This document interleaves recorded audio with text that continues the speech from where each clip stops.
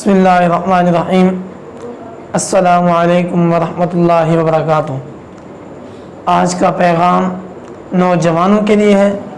امت کے نوجوانوں کے لیے نبی کریم صلی اللہ تعالی علیہ وآلہ وسلم نے بہت بڑی خوشخبری فرمائی۔ آپ صلی اللہ تعالی علیہ وآلہ وسلم کا فرمان ہے، نبی کریم صلی اللہ تعالی علیہ وسلم نے فرمایا کہ ایسا شخص جس کی جوانی اللہ تعالیٰ کی اطاعت اور فرما برداری میں گزری ہو، تو اس کے لیے نبی کریم صلی اللہ تعالی وسلم نے فرمایا کہ قیامت کے دن، جب قیامت کا دن سخت اور گرم ہوگا، تپتا ہوا ہوگا، تپتے ہوئے میدان میں لوگ ادھر ادھر گھوم رہے ہوں گے، کوئی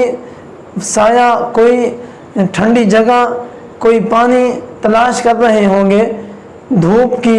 گرمی سے بچنے کے لیے کوئی سایہ تلاش کر رہے ہوں گے، تو نبی کریم صلی اللہ تعالی علیہ وسلم نے ارشاد فرمایا کہ ایسا شخص جس کی زندگی کے جوانی کے دن، جس کی جوانی اللہ اور اس کے رسول کی فرما برداری اور اس کی اطاعت میں گزری ہوگی، تو اللہ تعالی قیامت کے دن اس کو عرش کے ٹھنڈے سایہ کے نیچے جگہ عطا فرمائیں گے۔ اتنی بڑی خوشخبری نوجوانوں کے لیے، جبکہ آج کا نوجوان کس طرح اللہ اور اس کے رسول کی نافرمانی میں اپنے دن اور رات، اپنا